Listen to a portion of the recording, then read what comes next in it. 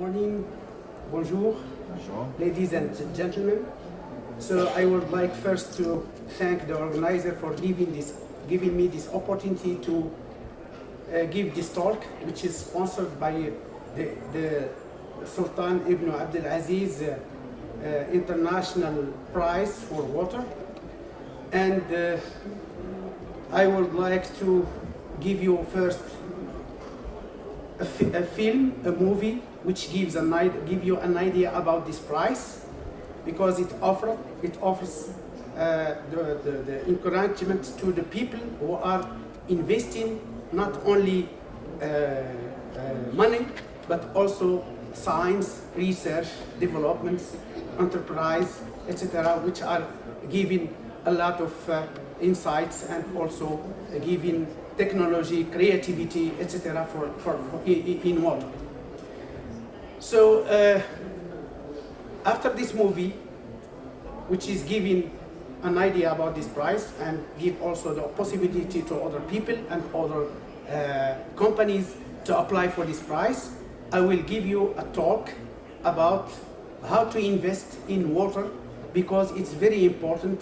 So the presenters before me have presented some investments in water, but me, I am going to go further and to be upstream of all these things, is looking for water and how to invest in order to develop the communities and to fix them in their places. And I give some examples through my presentation, some examples of problems and challenges that are really very important to solve, and also to look for solutions before going to investments. It is better that to invest first in water and energy, because water and energy, they are very important. Without energy and water, we cannot do any socio-economical project. So first I will go to the movie, which give you an idea about this prize.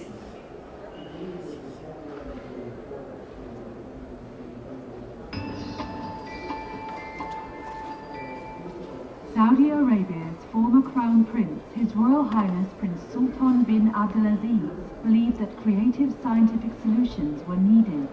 Therefore, in 2002, he established the Prince Sultan bin Abdulaziz International Prize for Water to award cutting-edge innovation in water science. The Prince Sultan bin Abdulaziz International Prize for Water is a non-profit, non-governmental organization. It has special consultative status with the United Nations Economic and Social Council and participates on the UN's Committee on the Peaceful Uses of Outer Space. It co-organizes the International Conference on the Use of Space Technology for Water Management in various countries around the world. Indeed, many prize winners have utilized space technology in their research. In order to award innovation in every aspect of water science, the Prince Sultan bin Abdulaziz International Prize for Water offers a suite of 5 prizes covering the entire water research landscape. The Creativity Prize awards interdisciplinary work that provides a breakthrough in any water-related field. Former Creative Prize winners include Dr. Ignacio Rodriguez Iturbe and Dr. Andrea Ronaldo for establishing the new and important science of eco-hydrology, and Dr. Ashok Gurjeel's team at Berkeley for inventing an economical and effective way of removing arsenic from groundwater. The award ceremony for the 7th award is being held at the United Nations headquarters in New York. The Creativity Prize is awarded to the team of Dr. Rita Colwell and Dr. Shafiq al-Islam for developing and testing a model that uses chlorophyll information from satellite data to predict cholera outbreaks at least 3 to 6 months in advance. The Creativity Prize is also awarded to Dr. Peter Webster for his work on ocean-atmosphere interactions and their effect on monsoon strength, which is used to provide 1 to 2 week lead time forecasts of monsoonal floods that often provoke catastrophic inundations in highly populated coastal regions.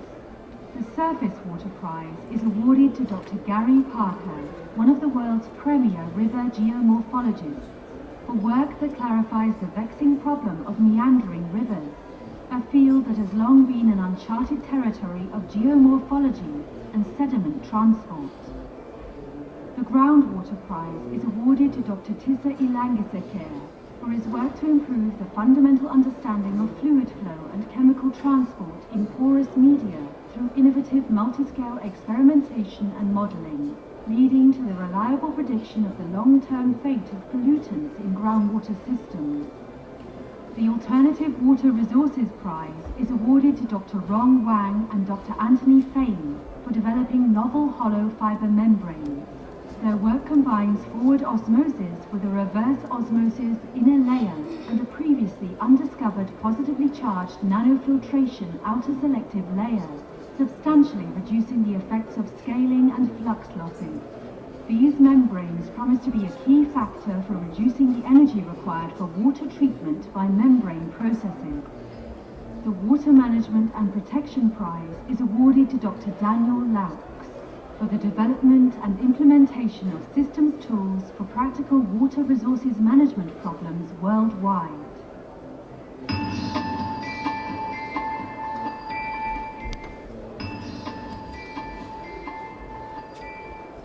Saudi Arabia's former Crown Prince, His Royal Highness Prince Sultan bin Abdulaziz, believed that creative science...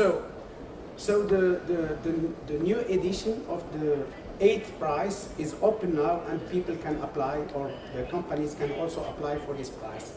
So now I go directly to my second part of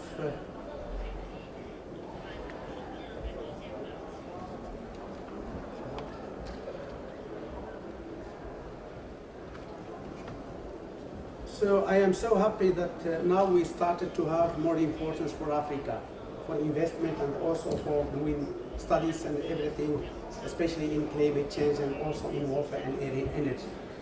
So this second presentation, I will give you some idea about the water resources management and climate change.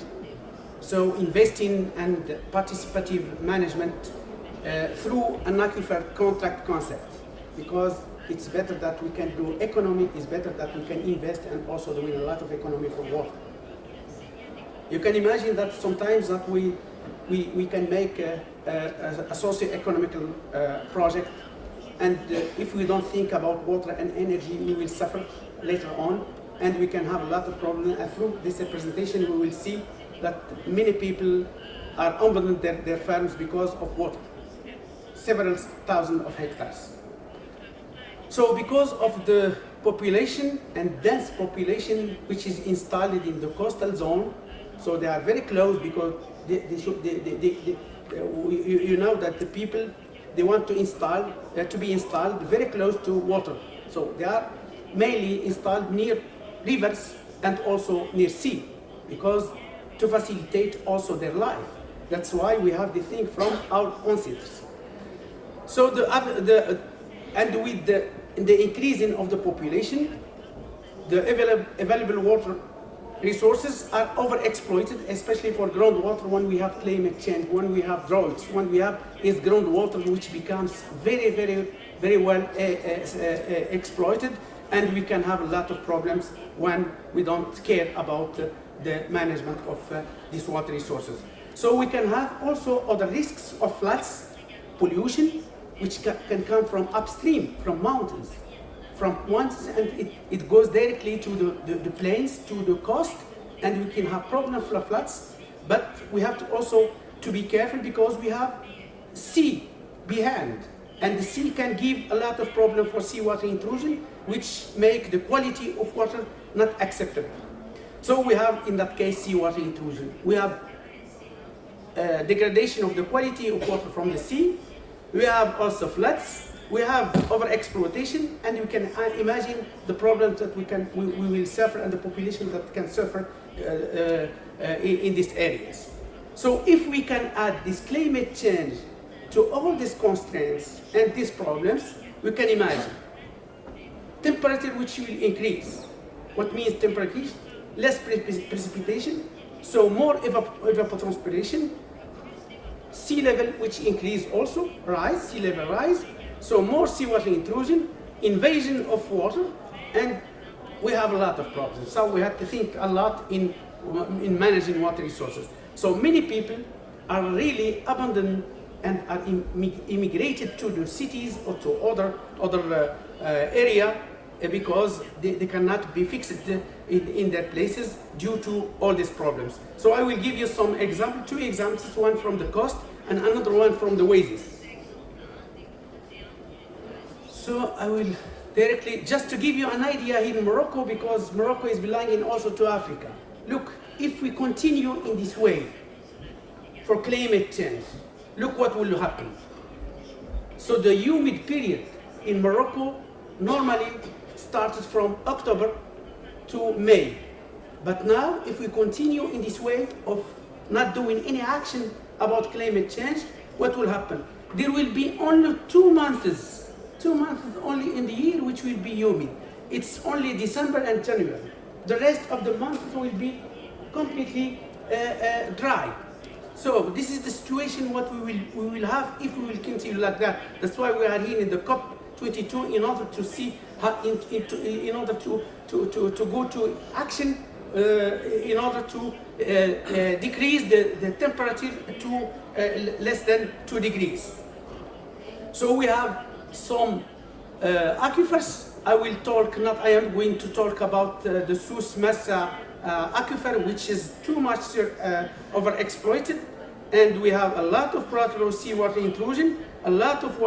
Also we need a lot of energy because all the wells are located at 250 meters or 300 meters, and you can imagine the energy that we need in order to pump water from this level.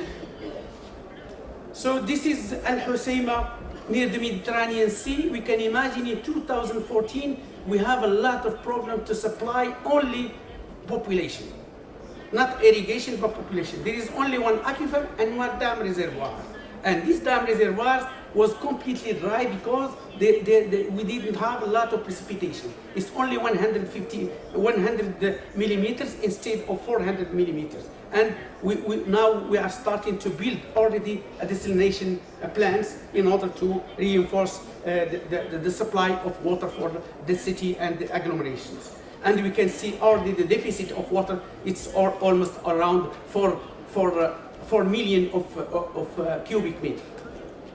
So this is, you can imagine, you see the temperature, it is increasing only during 3 years, and we have less precipitation. We have less precipitation, increase of temperature, and we can imagine that the dry period becomes March to October. 8 months only of dry period in Morocco, in the north of Morocco, which is very well known as humid area. So you can see here, this is the sea here, and we are pumping here, and you can see in this cross section here, seawater intrusion which enter by the deep area, and it can go further. And after, if we have wells there, they can be destroyed, and you can only pump salt water, and you can irrigate it with salt water. What will happen if we irrigate with salt water? We will destroy completely the culture. Because the soil becomes salty, and any salty soil cannot give any culture. So water is salty, the soil is salty. What would be? We have no solution. The population has to immigrate, has to abandon their farms and to go further. This is the case what's happened in the south of Casablanca, not far from here, between Casablanca and El Jadida, of one aquifer which is called the Shawiya, the coastal Shawiya. This is the case of the Shawiya. You can see already here. So Casablanca is here, and this is the south of Casablanca, and this is irrigated area from groundwater. And you can imagine all these coasts become salty, and the people can irrigate only with salt water. And finally, they abandon this party, and they can immigrate somewhere where they can survive, when they can find water, where they can find also some employment. The second case that I would like to present to you is the oasis. This is the Tafilate oasis located in the south of Morocco, in the east of the Atlas Mountains. We have there the oasis. The people were surviving there before because there is a lot of water. Now water becomes very, very, very, very rare, and also and there is no precipitation. We can only make some dams in the Atlas, and we can also supply with this water to the oasis. This is the way to do. Otherwise, we cannot fix people there, and the ponds will dry, and people cannot, because all these people, the economy is based only on the agriculture, and they can leave these places. So we did a study for this area because it's the biggest oasis in the north of Africa. Is among the biggest oasis in the North Africa, and we have a lot of population there. And you can see already what here. All these things that you see here, they are pumping wells. They are only pumping wells. There is no surface water. Surface water is coming only from the dam reservoir, and we can irrigate. But if the dam reservoir, if there is no water in the dam reservoir, there will be no water in. Okay, I will summarize this. So we did a study there, and you can see already the allocation of water. It's less, is going to. Is it decreasing, and we have a lot of droughts during something like 40 years of periods. So why? Because of this oasis, really, the aquifer cannot store a lot of water due to the geological problems there. So I will show you here that you see during time. What you can see in no, doesn't work because I have to install the code here. It doesn't work. But here you can see already what you see here, which is in yellow. It's dry area, and the people cannot do anything. There is no water. They can pump anything. If there are some wells there, they can be they are dry and they cannot give any water. So the conclusion here. So there is need of investing in water resources systems. So we can build some underground dams, for instance, in the oasis. Why? Because we have a basin and catchment, and we have a lot of sometimes precipitation due some storms, because there are some storms, and we can take a benefit from these storms in order to build some underground dams in order to avoid evaporation. And we can store this water, and we can make some canals that can transport water from this upstream underground dams to the oasis in order to reinforce the recharge of the oasis and to irrigate with this water. This is the way to do, and we have to do a lot of underground dams. So also we have also to invest in irrigation systems in the coastal zones from surface water to mitigate seawater intrusion. 30 seconds and then you finish. From surface water to mitigate seawater intrusion in the coastal aquifers. We have to build in that case desalination plants to reinforce water resources. And finally, we have to do a participative approach by making all the stakeholders together to manage water, because not only the government and only the authorities do have to manage water. You have to include also the stakeholders, users of water, the farmers.